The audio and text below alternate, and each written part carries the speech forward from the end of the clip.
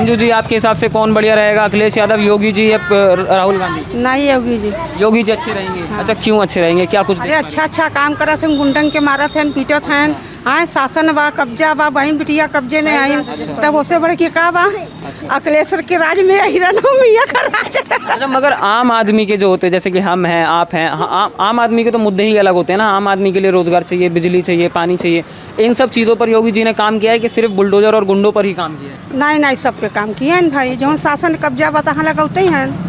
ये बात नहीं बा। जैसे आपको लग रहा है कि गरीब आदमी की सुविधा की चीज़ें जो है वो उस तक सुविधा बा, बहुत सुविधा पहुँचाई गई है। हाँ? सुविधा जो है वो गरीब आदमी तक पहुँच रही है। हाँ, सब पहुँचता है, सब पहुँचता है। सुविधा मतलब कि जैसे कि राशन की बात करिए, योगी जी ने राशन आ रहा है हाँ, राशन तो आवता, 24 घंटे बिजली आ रही है जनता तक। हाँ आवता, बिजली भी आवता। अच्छा, तो भरोसा किस पे, योगी जी पे कि अखिलेश यादव? हाँ, मने योगी जी पर दोनों जने का हम लोग का भरोसा है कि जो हर एक चीज के सुविधा करत हैं, वो जो कहत हैं वो करत हैं। अच्छा, आपको लगता है कि योगी जी करेंगे, ठीक कर देंगे इसको? हाँ, ठीक करेंगे वो। अच्छा, हाँ, तीसरी बार भी योगी जी आ रहे हैं? हाँ। 9.5 साल आपने योगी जी का कार्यकाल देखा, कुछ अच्छा लगा, कुछ बुरा लगा, कुछ शिकायतें हैं? नहीं, अच्छा काम करे ना कि बुरा काम करे ना। अच्छा, बुरा काम के लिए तो बुरा काम नहीं करे ना, अच्छा काम करे हैं। अच्छा, कि गरीबे के जौन रहे कि नहीं रहा, झोपड़ी रहा, तो वो बहुत अच्छा करे हैं। मैं विकेश मसीह और आप देख रहे हैं HDV न्यूज़। जैसे कि आप लोग जानते हैं कि बहुत जल्द यूपी के अंदर जो है वो चुनाव जो है वो आने वाले हैं। इसी चक्कर में हम आए हैं सबोरी गांव के अंदर लोगों से बात करने के, लोगों का मत जो है वो इस बार किसकी तरफ जाने वाला है। क्या योगी आदित्यनाथ के लिए जनता यहाँ की जनता तीसरी बार भी मौका देगी, या फिर जैसा कि आप जानते हैं कि यूपी के अंदर बहुत जल्द विधानसभा चुनाव जो है वो आने वाले हैं। क्या किस तरीके से आम जनता जो है वो चुनावों को देख रही है, क्या वापस पुरानी सरकार जो है वो तीसरी बार रिपीट करेगी, या इस बार चेंज होने की आशंका जो वो आपको लगती है, लगता है कि हाँ इस बार चेंज ज़रूरी है या चेंज हो जाएगा? चेंज तो नहीं होना चाहिए। अच्छा, चेंज तो वही चलना चाहिए जम्बा, अब आगे के देखा जाएगा। अच्छा, आपने कहा कि चेंज नहीं होना चाहिए, क्यों नहीं होना चाहिए? अरे और कोई पार्टी नहीं है तो चेंज क्या होगा जम्बा? अच्छा, कोई पार्टी रहे मजबूत तब न चेंज होगा। अच्छा, कांग्रेस है ही नहीं, बसपा है ही नहीं, अच्छा, आई रह गए बसपा वाले, वो समाजवादी भी बहुत ज़्यादा नहीं है, तो चेंज कैसे होगा ये पहले बताइए ना। आपको लगता है कि अखिलेश यादव की अगर सरकार होती तो इससे ज़्यादा डेवलपमेंट होता है, या योगी जी ने ही थोड़ा बहुत जो कर दिया? नहीं, इससे ज़्यादा नहीं होता। अच्छा, अखिलेश यादव की सरकार में भी नहीं होता? बिल्कुल नहीं होता, बिल्कुल नहीं होता। इनके राज में तो कुछ हो रहा भी रहा है। उनके राज में तो पहले के तो अब 10 साल तो बीत रहे हैं जब हमारे समझ से सब वैसे है जब कोई खास परिवर्तन नहीं है। अच्छा, अखिलेश यादव जो हैं वो कह रहे हैं कि इस बार का जो विधानसभा चुनाव है वो लोकतंत्र को बचाने का आखिरी चुनाव हो सकता है। इस अपना कि आप बदल जाएं, देश को क्या बताएंगे, लोकतंत्र क्या बचाएंगे? वो अपने ऊपर बचाएं तो पहले। अखिलेश यादव अपने आप को परिवारवाद से थोड़ी नहीं चलता है। वो तो जब भी करेंगे तो अपने परिवार के लिए करेंगे, देश के लिए कहाँ करते हैं। उनके परिवार टिकट बढ़िया देंगे जो है हर जगह। कह रहे हैं कि इस बार पिछड़ों की, दलितों की और अल्पसंख्यकों की जो वो आवाज़ ये सब कुछ, ये सब बात फालतू बात है। ये सब कोई खास बात नहीं है। वो तो कह रहे हैं कि वोटों के अंदर घपलेबाजी कर घपले जब वो और जगह जो है, और जो उनके सांसद बने हैं तो उसमें घपला नहीं हुआ। जो उनके विधायक बने हैं उनको घपला नहीं हुआ, उसमें भी तो होना चाहिए ना। उनके कैसे आ गए फिर? अगर घपला हो रहा है, मशीन में गड़बड़ी है, तो जहाँ जहाँ कांग्रेस की सरकार है तो वहाँ भी तो MBA से तो वोट पड़ रहा है कि दूसरे चीज़ से वोट पड़ रहा है, तो वहाँ घपला काहे नहीं हो रहा है? इनके जो माने 36 तो सांसद बने, तो इसमें क्यों घपला? माने इसमें तो घपला होना चाहिए ना, इनका तो भी नहीं आना चाहिए ना। तो कैसे आ गए इसमें? जो इनके विधायक आए, जो भी आए, चाहे 150 आए चाहे 125 आए, जो भी आए, तो वो भी आए ना। अगर घपला होता तो वो भी नहीं आते ना। ये तो फालतू बात है जो है, घपला होता है। सरकार बन जाए तो घपला नहीं होगी, बनेगी तो इसी से बनेगी ना कि दूसरे से बनेगी उनकी सरकार। अगर इनको चाहती तो इनका सरकार काहे नहीं बनता?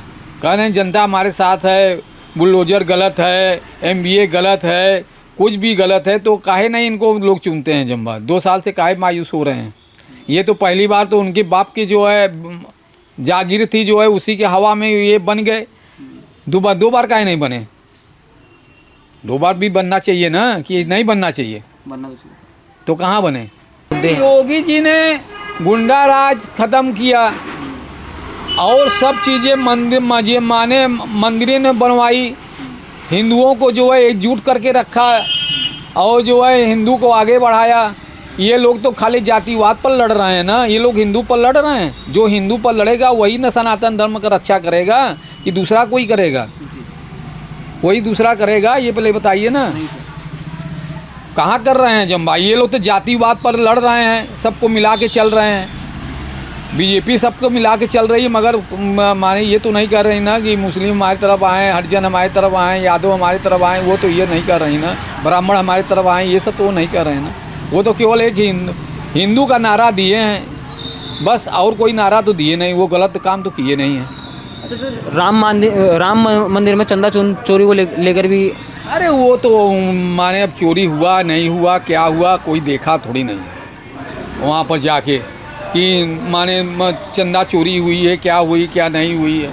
सबसे पहले तो अखिलेश को मालूम हो गया चंदा चोरी है, और किसी को नहीं मालूम हुआ चोरी हुआ है। जो है अखिलेश यादव तो बड़े अग्रेसिव कह रहे हैं कि धर्म के नाम पर चोरी को जो दिन तो धर्म उनको नहीं दिखाई पड़ा। जब चुनाव आया तो उनको धर्म दिखाई पड़ा।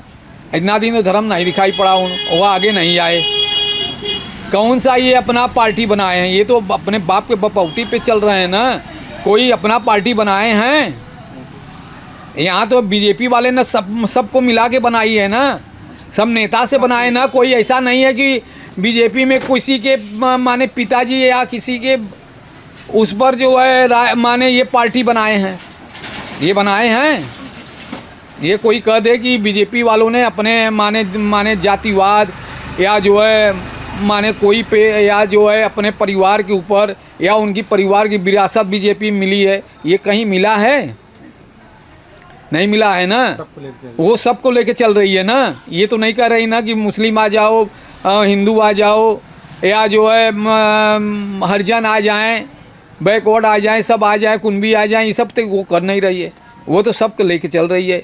जो सबके लेके चली गई तो वही अच्छी पार्टी है ना, वो तो गलत पार्टी तो है नहीं। बहुत बहुत शुक्रिया सर। नमस्कार सर, आपका नाम? नया उत्तर प्रदेश, समृद्ध उत्तर प्रदेश, 9.5 साल और बदल गई उत्तर प्रदेश की तस्वीर।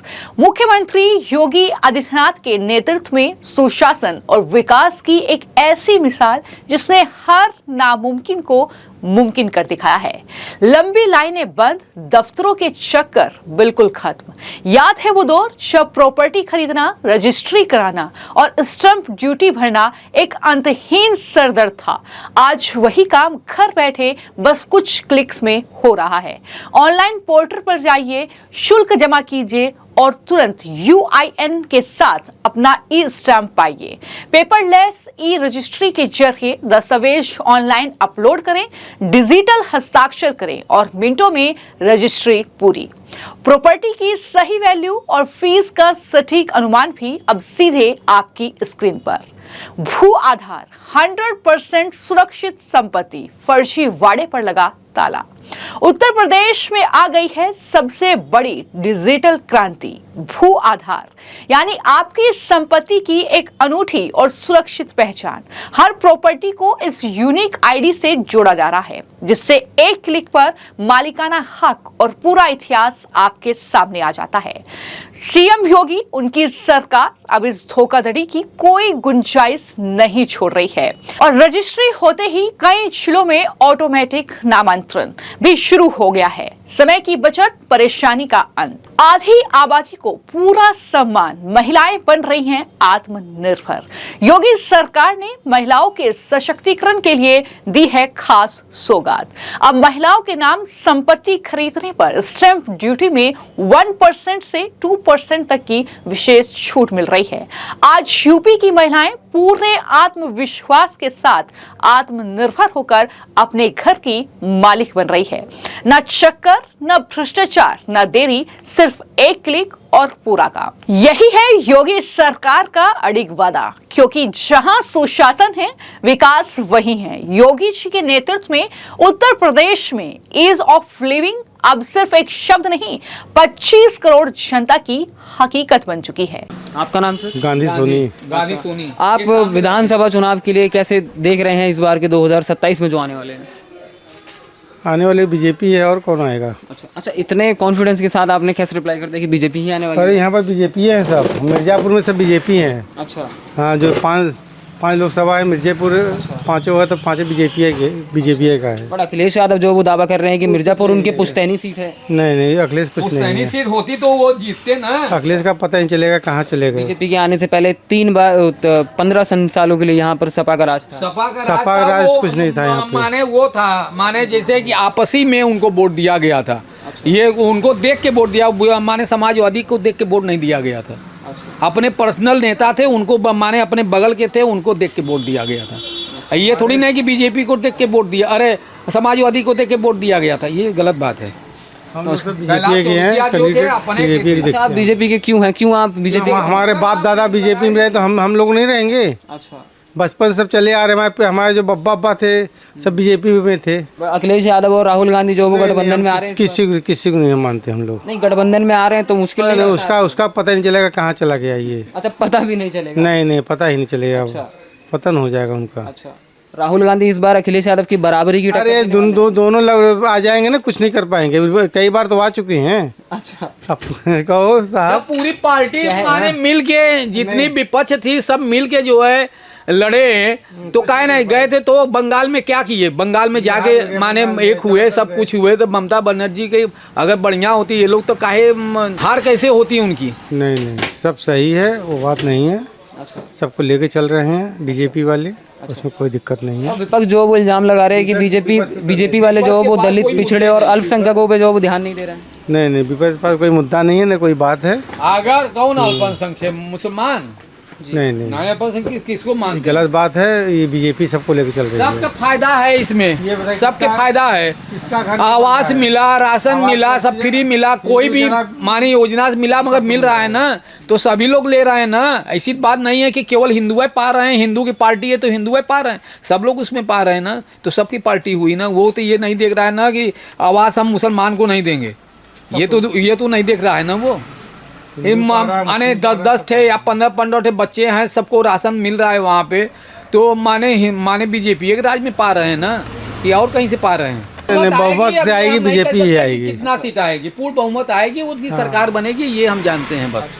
बहुमत से आएगी बस। हाँ, बहुमत से आएगी। अब ये हम नहीं कहेंगे 400 आएगी, 350 आएगी, 300 आएगी, ये सब हम नहीं कहेंगे। उनकी सरकार 400 पार नहीं कहेंगे, जो है वो उनका सरकार बनेगा ही, बनेगा, बस बहुमत से बनेगा, बहुमत से बनेगा, कोई रोकने वाला नहीं है। सर, बहुत जल्द यूपी के अंदर चुनाव आने वाले हैं, इलेक्शन शुरू होने वाले हैं, क्या लग रहा है आपके लिए तीसरी बार भी योगी जी आएंगे? अच्छा, योगी जी रहेंगे? हाँ, रहेंगे। अच्छा, बदलाव नहीं करना चाहते? नहीं, वो रहेंगे, हम ये चाहेंगे। अच्छा, क्यों नहीं बदलाव चाहते हैं? अरे भाई, उनका अच्छा काम है, अच्छा हर चीज़ है, बच्चों को ध्यान दे रहे हैं, पढ़ाई लिखाई सब कुछ देख रहे हैं, तो अच्छा काम कर रहे हैं। हाँ। सरदार वल्लभ भाई पटेल रोजगार एवं औद्योगिक क्षेत्र योजना। जब नेतृत्व में दूरदर्शिता हो, फैसलों में दृढ़ता हो और जब संकल्प हो हर युवा को अवसर देने का, तब इतिहास बदलता है। इसी विजन को आगे बढ़ाते हुए योगी सरकार लेकर आई है सरदार वल्लभ भाई पटेल रोजगार एवं औद्योगिक क्षेत्र योजना। रोजगार, कौशल और उद्यमिता को एक मंच पर लाएगा सरदार वल्लभ भाई पटेल रोजगार एवं औद्योगिक क्षेत्र। इस योजना का उद्देश्य है हर जिले में कम से कम 50 एकड़ क्षेत्र में आधुनिक रोजगार एवं औद्योगिक जोन विकसित करना, जहां एक छत के नीचे मिलेगा आधुनिक कौशल प्रशिक्षण, प्लग एंड प्ले इंडस्ट्री और सीधा रोजगार। यहां युवाओं को उद्योगों की जरूरत के मुताबिक प्रशिक्षित किया जाएगा। ट्रेनिंग पूरी होते ही सीधा रोजगार या स्वरोजगार का मौका मिलेगा। मुख्यमंत्री योगी आदित्यनाथ ने सरदार वल्लभ भाई पटेल रोजगार एवं औद्योगिक क्षेत्र परियोजना के निर्माण कार्य में तेजी लाने के निर्देश दिए हैं। सीएम योगी ने कहा, उत्तर प्रदेश देश की सबसे बड़ी युवा शक्ति का प्रदेश है। तेजी से बढ़ते निवेश, विस्तार ले रहे उद्योग और बदलती तकनीक आवश्यकताओं को देखते हुए राज्य को ऐसे संस्थागत ढांचे की जरूरत है जो युवाओं को प्रशिक्षण, रोजगार और उद्यमिता के अवसरों से सीधे जोड़ सकें। प्रशिक्षण की व्यवस्था उद्योगों की वास्तविक जरूरत के मुताबिक होनी चाहिए ताकि युवाओं को कौशल प्राप्त करने के बाद रोजगार के लिए भटकना ना पड़े।